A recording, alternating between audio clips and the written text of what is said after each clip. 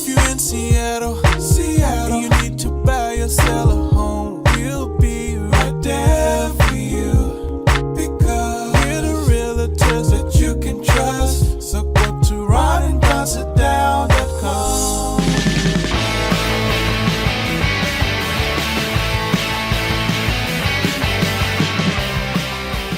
You're listening to The Ron and Don Show on the Ron and Don Radio Network.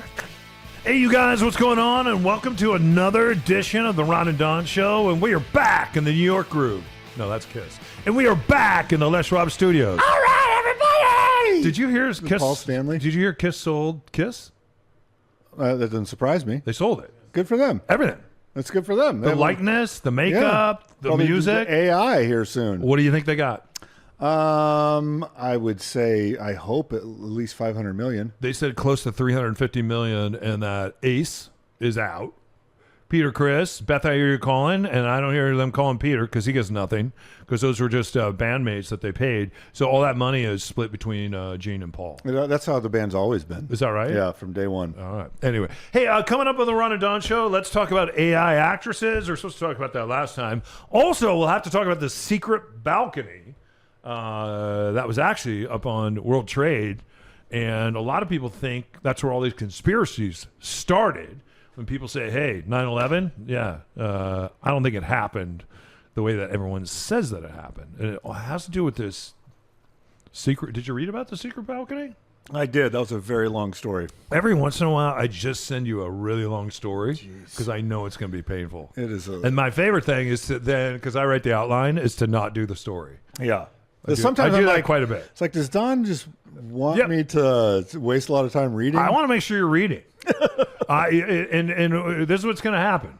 When you're 90, still kicking, you're alive, we haven't shoveled dirt on your face yet, and you don't have a cognitive issue, it's because of all these long essays I send you. Yeah, thank you. Before we get to that, though, let's get to this. The Catholic Church, you have a concern. What is your concern? It's not my concern. My concern really is that when is Chicago Pope coming to Chicago? Going to be on Monday Night Football. Like, I think for real, this the Pope. Do you know he visited the White Sox, and they had, I think they had as Pope, or as the Cardinal? As the Pope. Okay. He's not a Cardinal. No, before. No.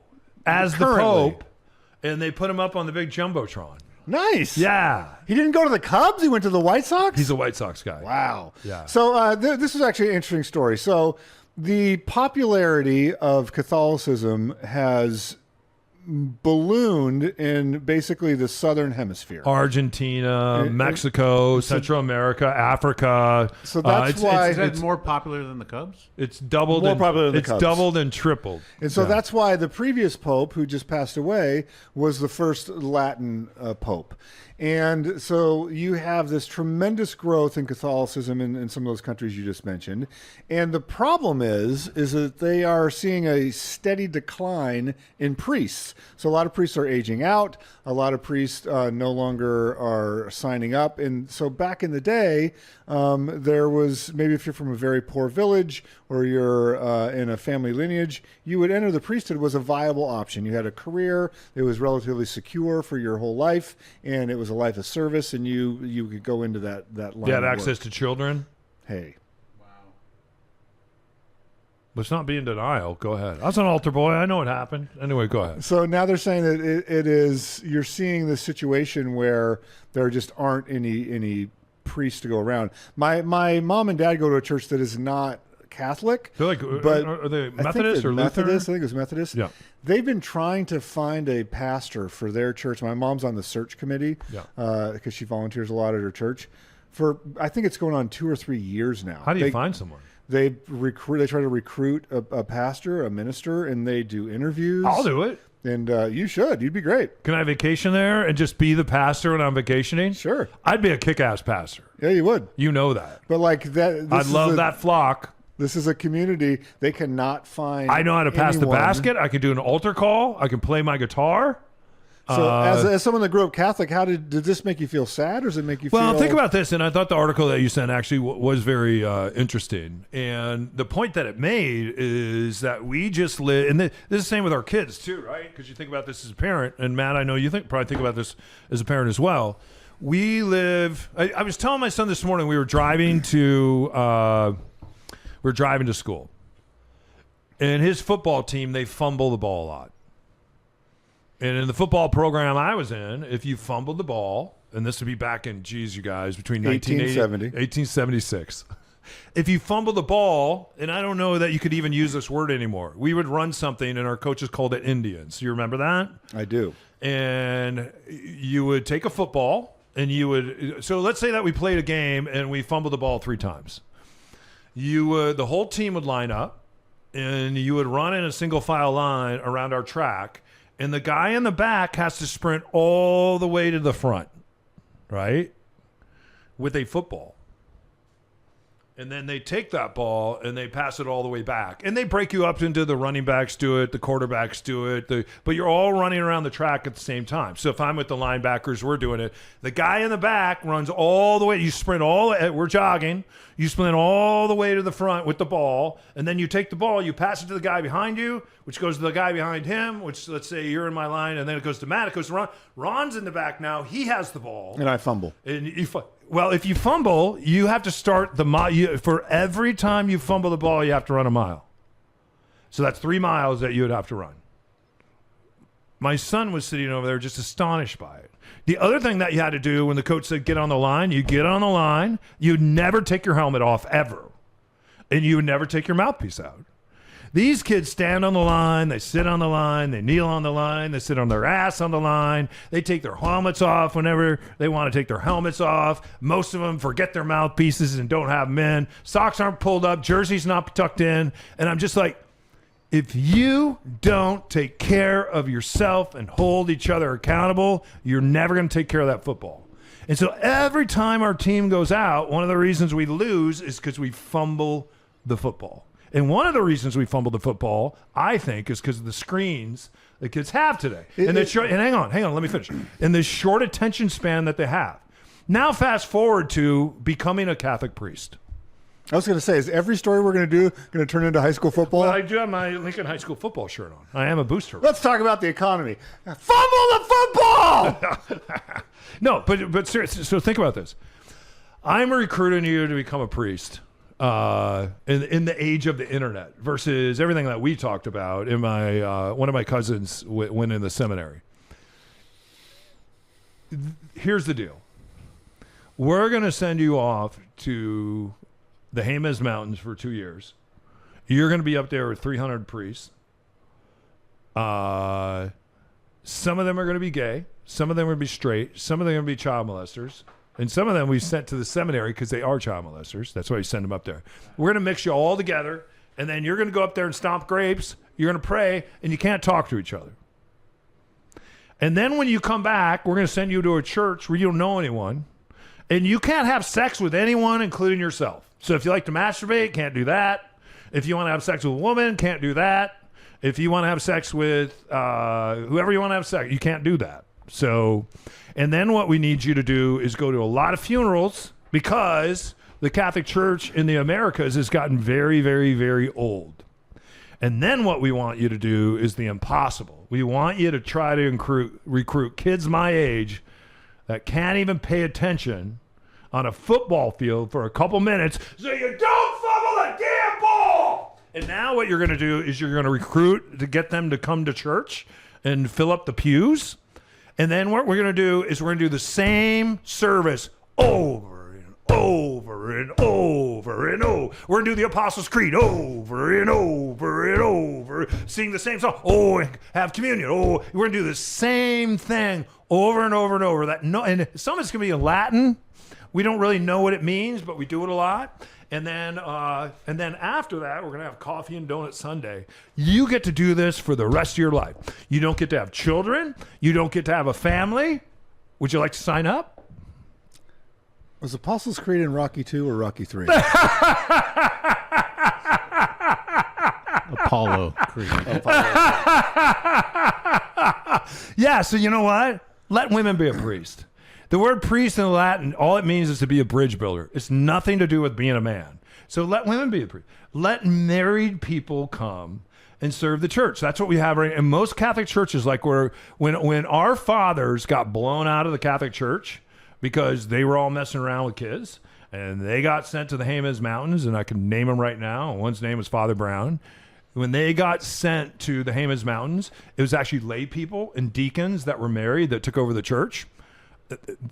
That was probably the best time I had in the Catholic Church, I went to church because with they you could and the relate. family. They're dads, they're uncles, they're coaches. They're involved in the community. And what the Catholic Church has done wrong here is they've spurned women, and they have said married people cannot be in a position of being a priest over a church. That's some bullshit right there. So they're going to suffer. They're going to continue to suffer until they wake up and say, you know what? We have to approach this differently. You saw the last pope trying to do that.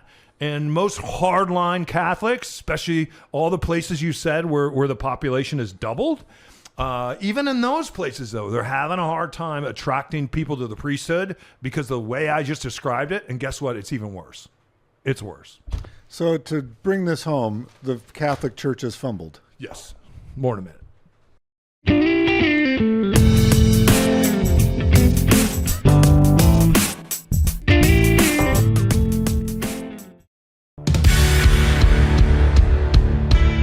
Today's show is made possible by your friends Ron and Don. When you're ready to sit down and strategize about your real estate journey, schedule your time with the guys at ronanddonsitdown.com.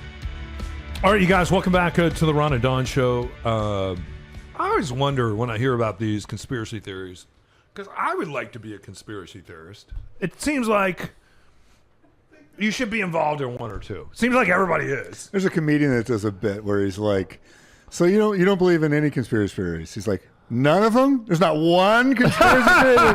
So I think sometimes there are Do you conspiracies. have one that you believe in? Or I think if there's anything to me that would be the conspiracy theory, I think it's in the financial world. Like, I think there are a group of elite financiers that probably are on a text thread, or they go to a cigar room somewhere and manipulate some markets. I believe that happens. To what, like, there's a job called a market maker in the stock market, and sometimes you'll just see, like Matt and I were talking about a specific stock. Sometimes you'll have a thing, and on Friday that there's going to be a 3-day weekend, and you'll watch the market makers take an equity right to where they want it on that Friday. So, and like they will, and it's like, I think that there's, whether you call that a conspiracy or not, you're getting guys together controlling billions of dollars of wealth. And it's like, there's no reason that should end up on a Friday before a 3-day weekend, right at a specific mark. And yet, bam, it'll end up right there.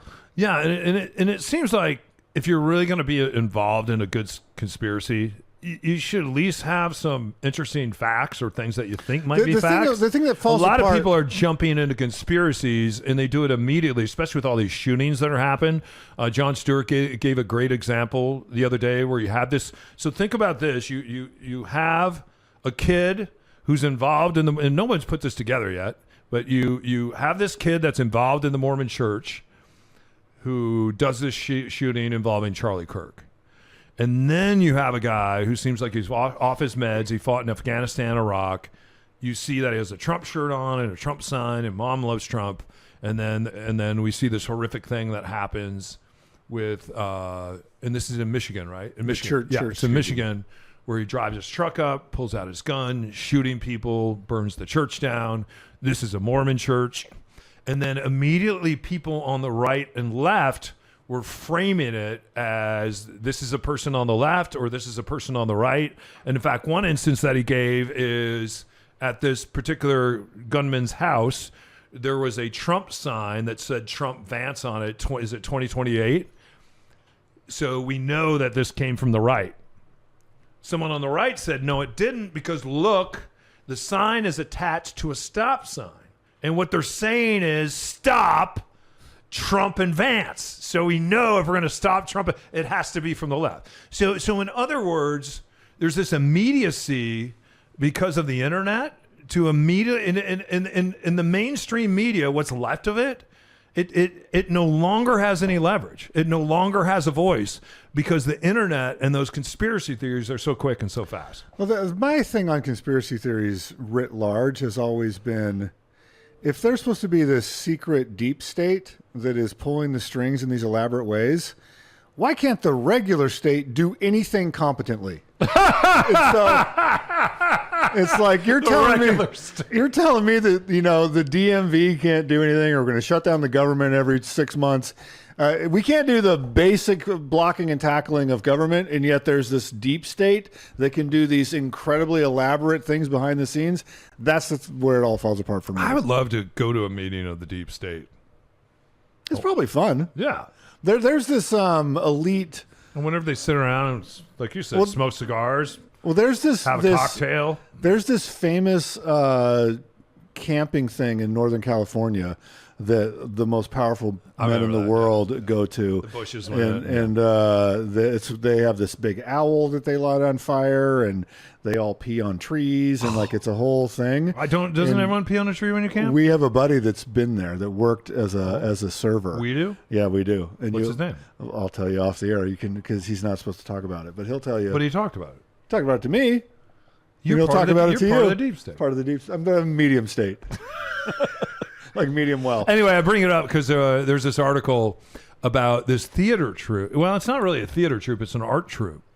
And I didn't realize in the World Trade Center up on the 92nd floor, whenever they had open office space, that they would give that office space away, usually to artists. And they would give it away to artist collectives. And so you could go in. This is in the 80s.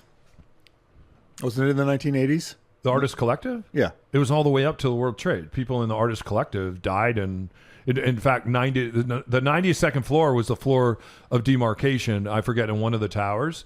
If you were above the 92nd floor, nobody lived. If you were below the 92nd floor, almost everyone lived, unless you were one of the 303 firefighters that got caught going up the stairwell. But almost everybody got out, and that's where the plane hit. That's where this Artist Collective was. A number of years before 9/11, what these guys decided to do is they decided to take one of the windows out of the World Trade Center to see if they could get sucked out, because that was one of the rumors.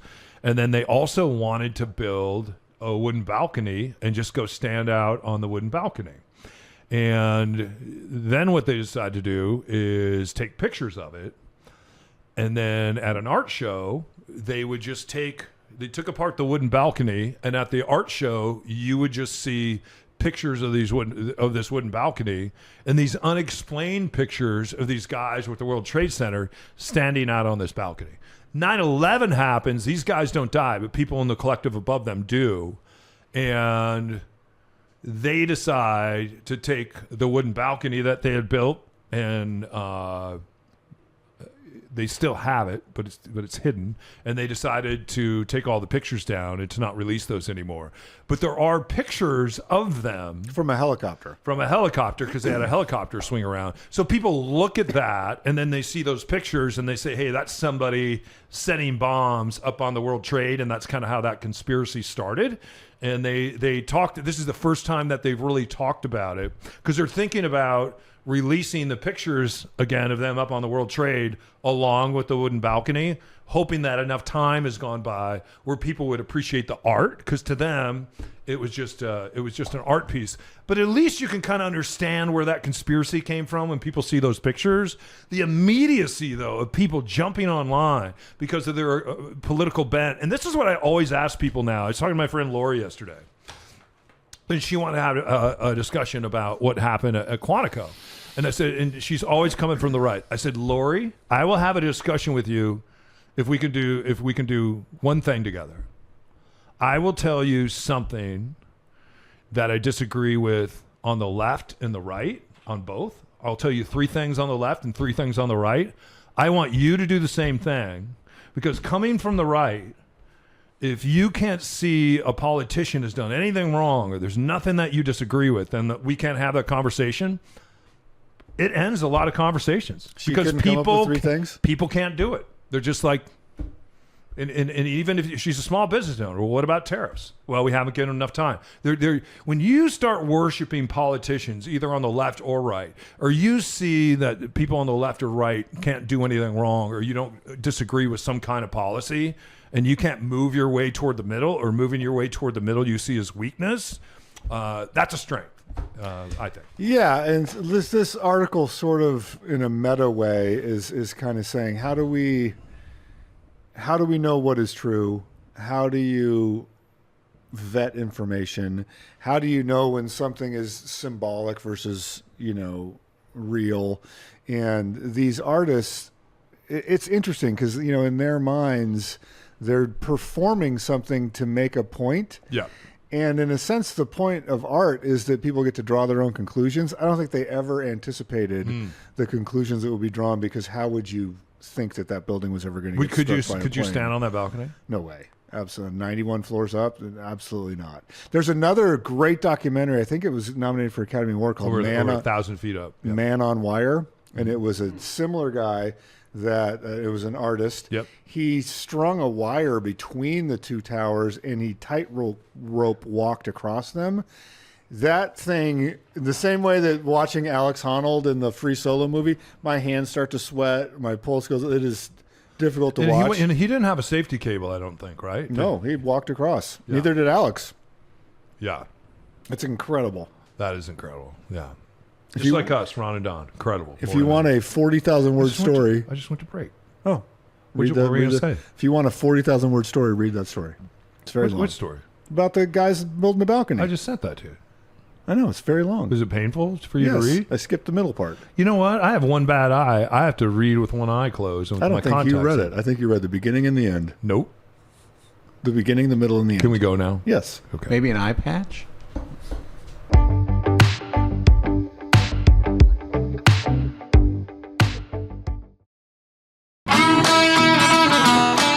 You're listening to The Ron and Don Show on the Ron and Don Radio Network. All right, you guys, welcome back to the Ron and Don Show. AI actresses and or actors. You think we're going to see more of this? I do. Oh, absolutely. This is a really interesting story. And the pushback is all coming from Hollywood people that make their living being actors or working in the industry. So if you've been online at all recently, you've seen the tremendous strides in AI. And there's a lot of if you're on Instagram, at least in my Instagram feed, there's a lot of stuff you'll see. The ones that get me is there'll be a compilation of like real people, and then there'll be some AI stuff interspersed. Like there was this one I was watching, it was like increasingly more difficult gymnastic stuff. And so like the first guy, like, oh, wow, that's amazing. And then the next athlete comes on and does a thing and it gets harder and harder. Then the last person, it looks real. And then you're like, okay, that's AI, because like a human being couldn't do that. Or there was a famous one with a snowboarder that has the most incredible snowboard run anyone's ever seen, outrunning an avalanche and all this stuff, or the cars sometimes. See that mountain bike show. It's all AI. And so there's this new AI engine that's creating this. It's a very pretty female, quote unquote, actress. And I have to say, AI to me used to look like what's the Christmas movie? Tom Hanks. Where Tom Hanks is the conductor. The Express. The North Polar Express. Polar Express. That to me looks like really early AI. Right? Yeah, the animation. And that's what it's like. And then you look at this woman that they've created. She does not look like she's on the Polar Express. She's not. So it looks very hyper realistic. Yeah. And the creator of this AI is now marketing it towards advertisers and towards acting. Though I've seen product placement and I've seen clips where people move in a realistic way. Sometimes though, like a third arm pops up or their hands look weird or like something happens that gives the uncanny valley thing. But if it's 5-10 seconds and you want a perfectly beautiful female that's going to, do athleisure wear or talk about a vitamin supplement or whatever, I could see that you would want to, that might be, it's cheaper than hiring a celebrity. They're never going to have a scandal because it's an artificially created person. And so that makes sense. In terms of acting, I have seen a couple syncing up the dialogue, generating the voice, we're not that far away from it, but I'm curious to see what the appetite for this is going to be. After I read the story, I started getting AI stuff, and there's this other AI person in music. And the point is, they're going to put them in. They're going to Put them, yeah. They'll put them in TV shows, put them in shorts, put them in movies. That we're very close to that. Yeah. But after I read the story, I started getting more AI stuff. There's an AI guy that he takes extremely popular hard rock songs like Back in Black from AC/DC, and he has an AI engine that makes them 70s funk songs. And they're really good. The singing, there's horn sections, the instrumentation is all good. And I was listening to it last night, and it's like, I wish this was a real band. Like, I would go pay money to see this band. Better than the Tower of Power? It was you could tell that the AI, trained on Tower of Power. So it's like, if this band, with the set of songs they have a Rage Against the Machine song, AC/DC song, an Alice in Chains song, but all in 70s funk with full horns and a B3. It's like, if this band went and played at the Crocodile, like, I would go pay money to see this band. And the name of the channel is Fake Music. And AI generates the artwork, the album covers, the whole thing. And it's like, this is not bad. Like, this is catchy stuff. And I can see an audience. Is for it better than when we go camping and I pull out my Applause guitar and go through the whole John Denver guitar book by memory? Nothing can be better than that. I go deep cuts. Yeah, deep cuts. Anyway, more of this. People in Hollywood are going to be upset. Yep. It's all going to be whether or not people watch it. My friend Christy, who runs Seattle Models Guild, is already running into this with models for the guild, and she said that some people are having to come in and basically just sell their name and likeness, take pictures, and walk away, and because you can own those pictures in perpetuity, people never have to age, and I don't know what kind of modeling career, or even an acting career you'll have. I think people are still going to be interested in the backstory of stars and musicians, though, right? And you're still going to want to go, and you're really going to want to still have that live experience. But I think what might change is when we are watching TV online or we are watching a movie. And the other thing that you can do is take a picture that you really like. I had a friend send me one the other day, and he's out on a dock with his 2 kids. He's the grandfather, and they put it like in this AI machine, and they're sitting there fishing. They catch a shark, and then the shark eats all 3 of them.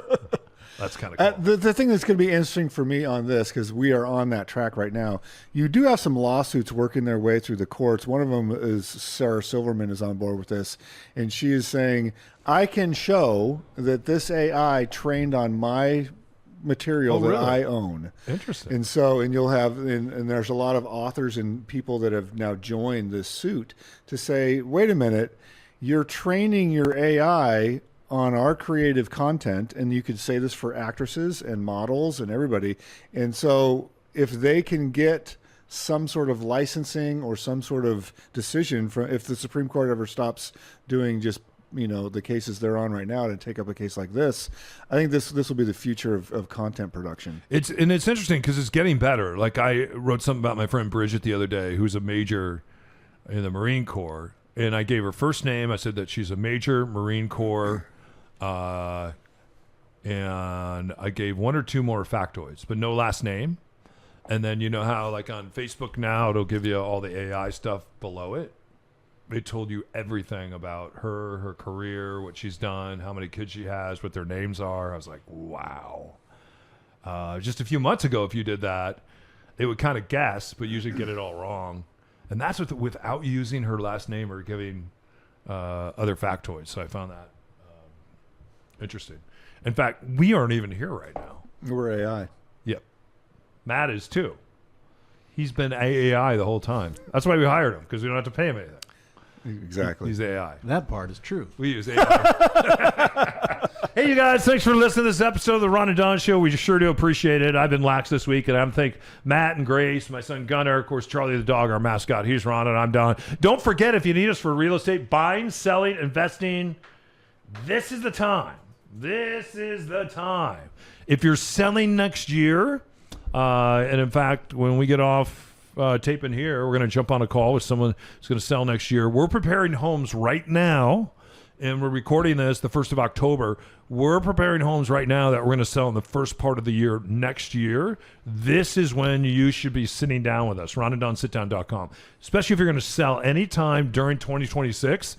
We meet with people sometimes a year or 2 years early and start going over. We have a home up on Camino Island that I think will sell in 2 years. We have already been up there. We've inspected. We're working on that home and chipping away even as we speak. It's a lot more affordable to chip away with a project here and a project there, right? Our friend Jamie got in touch with us the other day. We're going to sell her house in February. There's some things that came up on the report. They're kind of chipping away at them, and if you don't do it the last minute, it costs a lot less money. So if you're selling, make sure we sit down. If you're buying, when we get on the other side of October 31st, October. Oh, my God. Where's the October? Don't forget your backpack. October. When we get on the other side of October 31st, all the way until probably January 31st, that's a sweet spot to buy a product. Anyone that's for sale during the holidays, because they need to be. Sun's down here at 2:30. Sometimes it's down all day. It's raining. Not as many people are out there buying. But if a house is for sale, it's because it has to be. Someone passed away. Somebody's moving. Someone's downsizing, upsizing, right-sizing. Or somebody's just bored. And they're like, hey, I got to get out of here. Or it's an estate sale. It's a great, great time to buy real estate and invest in real estate. Think about short-term rentals. You want to buy a property? I can help you with that. I have lots of short-term rentals. We are experts. I'm a super host for the last 8 years. We'll be happy to help you with that too. So ronanddonsitdown.com. Don't forget, every Monday, Wednesday, Thursday, you get the Ron and Don Show. And then on Friday, what are we talking about on the Friday Real Estate Show? Real estate only. That's it. And high school football. Until next time, you keep your head up and your shoulders back. And don't forget, you've been listening to the Ron and Don Show. And if you don't like that, you don't like 100-yard outdoor war.